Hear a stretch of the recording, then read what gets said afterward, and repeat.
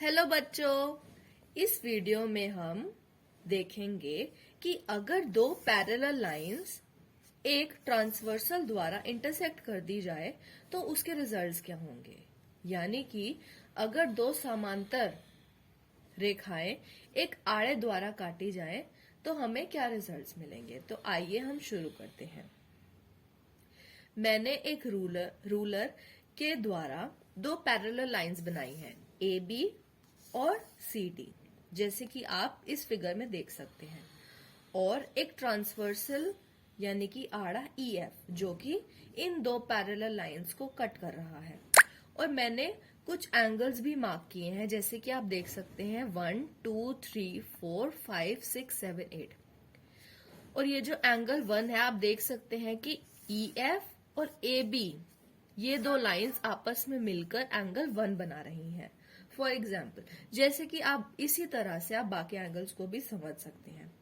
अब मैंने क्या किया है, इन एंगल्स का कटआउट्स बना लिए हैं, जैसे कि आप देख रहे हैं 1 5 2 6 3 7 8 और 4। कुछ कटआउट्स बनाए हैं हमने इसी फिगर के एंगल्स के। तो अब हम क्या करेंगे, अब हम कुछ रिजल्ट्स देखेंगे। अगर मैं एंगल 1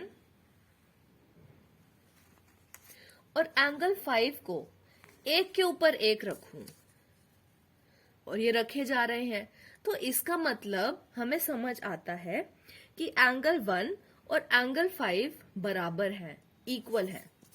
वैसे ही आप देख सकते हैं, अगर हम एंगल 2 और एंगल 6 को एक के ऊपर एक रखें तो वो बिल्कुल एक दूसरे के ऊपर ऊपर आ जाते हैं, यानी कि वो दोनों बराबर हैं।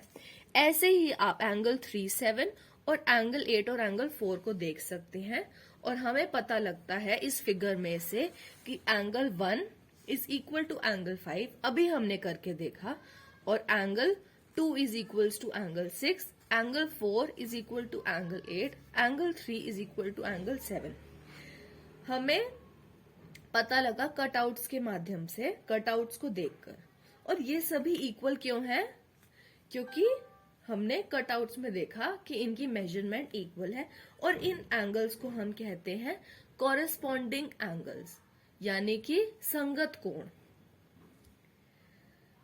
हमने कॉरेस्पॉन्डिंग एंगल्स के बारे में तो देखा। अब हम देखेंगे ऑल्टरनेट इंटीरियर एंगल्स, यानी कि अंतः एकांतर कोण। अब आप देख सकते हैं ऑल्टरनेट इंटीरियर एंगल्स की बात करें अगर हम, जो कि इन दो पैरेलल लाइंस के अंदर की तरफ आ रहे हों, वो होते हैं हमारे अंतः कोण। और अब हम बात कर रहे हैं अंतः एकांतर कोण की, तो वो होंगे जो इस ट्रांसवर्सल के से कट हुई पैरेलल लाइंस के ऑपोजिट साइड्स होंगे। जैसे कि आप देख सकते हैं कि ट्रांसवर्सल के एक साइड एंगल 3 है और दूसरी साइड एंगल 5 है। तो अब हम देखते हैं इनका क्या आपस में रिलेशनशिप है। एंगल 3 और एंगल 5 मैंने पिक किए कटआउट्स में से, और हम देख सकते हैं कि ये जो दोनों एंगल्स हैं वो भी एक के ऊपर एक आ गए। तो हमें पता लगता है कि angle 3 is equals to angle 5। ये दोनों भी एंगल्स आपस में बराबर हैं, और इन्हें हम क्या कहते हैं, अंतः एकांतर कोण। तो क्या आप मुझे बता सकते हैं कि इस फिगर में अंतः एकांतर कोण और कौन से हैं? क्या वो भी बराबर ही होंगे? ओके, तो हमने कुछ बातें सीखी कॉरेस्पॉन्डिंग एंगल्स यानी कि संपूरक कोण के बारे में, संगत कोण के बारे में, और ऑल्टरनेट इंटीरियर एंगल्स यानी कि अंतः एकांतर कोण के बारे में। अब हम देखेंगे कि ट्रांसवर्सल की एक तरफ होने वाले जो एंगल होते हैं, यानी कि angles on the same side of the transversal, उनका क्या रिलेशन होता है आपस में।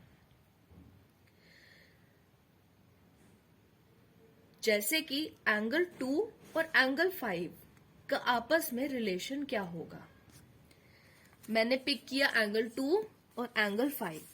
तो अब मैं देख सकती हूं एंगल 2 हमारा इस तरफ है, अगर मैं इसके ऊपर रखना भी चाहूं तो ये किसी भी तरह से इक्वल नहीं बन रही हैं। तो अब एक रिजल्ट हम देखेंगे कि ये जो एंगल 2 और एंगल 5 है, अगर हम उन्हें एक बराबर एक रखें, एक के बराबर एक रखें, तो हमें एक स्ट्रेट लाइन मिल रही है। तो हम कह सकते हैं कि एंगल 2 और एंगल 5 सप्लीमेंट्री एंगल्स हैं, यानी कि संपूरक कोण है। फिगर में भी आप देख सकते हैं एंगल 2 और एंगल 5, यानी कि जो ट्रांसवर्सल की एक साइड स्थित है एंगल्स, वो आपस में सप्लीमेंट्री एंगल्स हैं। तो आप इस फिगर में क्या मुझे बता सकते हैं कि बाकी संपूरक कोण सप्लीमेंट्री एंगल्स कौन से हैं? तो हमने आज 3 बातें देखी: supplementary angles, alternate interior angles, corresponding angles. तो अब क्या आप मुझे वर्टिकली ऑपोजिट एंगल्स के बारे में जो रिजल्ट आएगा, क्या आप उसके बारे में मुझे बताएंगे, जिसे हम हिंदी में कहते हैं लंबवत विपरीत कोण? क्या वो भी बराबर आएंगे या वो संपूरक कोण होंगे? Okay, thank you.